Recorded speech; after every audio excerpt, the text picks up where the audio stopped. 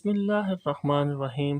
السلام علیکم دوستو، میں ہوں مسٹر شیڈو اور یہ آج ہماری چوتھی ویڈیو ہے۔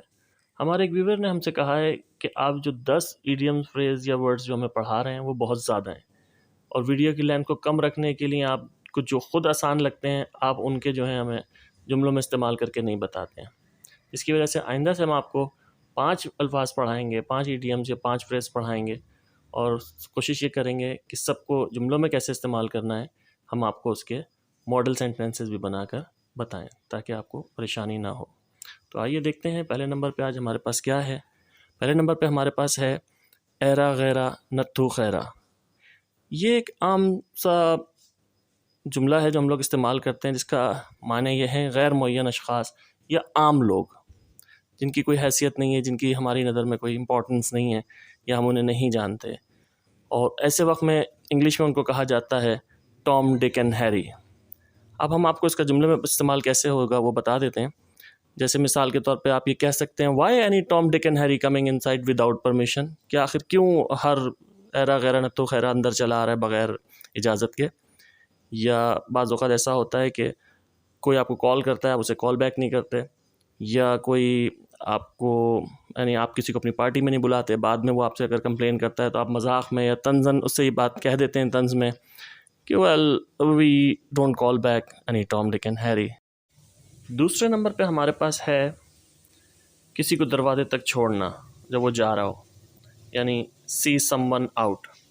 اکثر ایسا ہوتا ہے کہ ہم کسی گھر جاتے ہیں اور جب ہم جانے لگتے ہیں تو وہ ہم سے کہتے ہیں چلیے میں آپ کو دروازے تک چھوڑ دیتا ہوں، تو ایسے میں کہا جاتا ہے okay I see you out. آپ اس طرح بھی کر سکتے ہیں کہ اگر آپ کسی کے گھر گئے ہیں اور وہ آپ سے کہہ رہے ہیں کہ میں آپ کو دروازے تک چھوڑ دیتا ہوں، تو جواب میں آپ یہ کہہ سکتے ہیں okay no problem I will see myself out, یعنی میں خود ہی چلا جاؤں گا۔ اور اس طرح بھی استعمال کر سکتے ہیں کہ بعض اوقات آپ کسی اور سے کہتے ہیں کہ ان کو دروازے تک چھوڑ کے آ جاؤ، تو ایسے میں آپ کہتے ہیں کہ میری سیکرٹری یا میرا assistant will see you out. تو see someone out means کسی کو دروازے تک چھوڑنا، خاص طور پہ جب وہ جا رہا ہو۔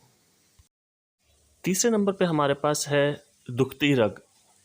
یہ عام طور پہ استعمال کیا جاتا ہے جیسا کہ ہم کہتے ہیں یار میں نے اس کی دکھتی رگ پہ ہاتھ رکھ دیا، یہ اس کی دکھتی رگ ہے، اس کے اوپر بات مت کرو۔ تو اسے انگلش میں کہتے ہیں سور پوائنٹ، یعنی کوئی ایسی چیز، ایسی بات جو کسی کے لیے تکلیف دہ ہو، کسی کے غصے کا سبب ہو یا کسی کے لیے امبیرسمنٹ کی وجہ ہو، تو اسے کہتے ہیں سور پوائنٹ۔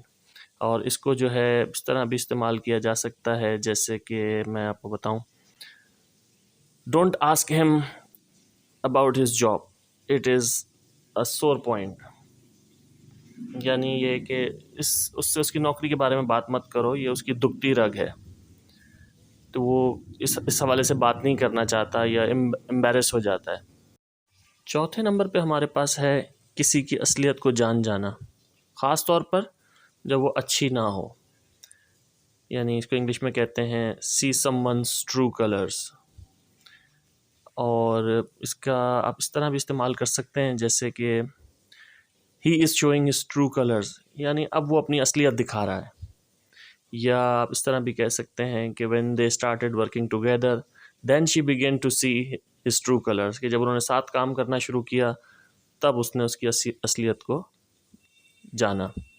تو کسی کی اصلیت جاننا سی سم ونز ٹرو کلر، یا آپ جیسے کہتے ہیں کہ یار میں اپنی اصلیت نہیں دکھانا چاہتا، I don't want to show my true colors۔ پانچویں اور آخری نمبر پہ ہمارے پاس ہے کوئی موضوع چھیڑنا، کوئی بحث چھیڑنا، اس کو انگلش میں ہم کہتے ہیں بروچ دی ٹاپک۔ ویسے بروچ جو ہے عام طور پہ عورتوں کے سر میں لگانے کے آرائشی کلپ کو بھی کہا جاتا ہے، یا کسی بوتل یا بیرل کے ڈھکن کھولنے کو بھی کہا جاتا ہے، خصوصاً شراب کے لیے۔ لیکن یہاں پر ہم کہہ رہے ہیں بروچ دی ٹاپک، یعنی کوئی بحث چھیڑنا، اور خاص طور پہ اس وقت جب وہ تھوڑا مشکل ہو۔ جیسے میں آپ کو مثال کے طور پہ سمجھا سکتا ہوں کہ please don't Bharuch this topic, یار یہ اس موضوع پہ بات مت کرو، اس موضوع پہ بحث نہ کرو۔ یا آپ یہ بھی کہہ سکتے ہیں کہ آپ کو سمجھانے کے لیے بتا رہا ہوں کہ سینٹینس میں I could not broach the topic of my salary increment with my boss, یعنی میں اپنے باس کے ساتھ اپنی تنخواہ بڑھانے کا جو موضوع تھا وہ نہیں چھیڑ سکا۔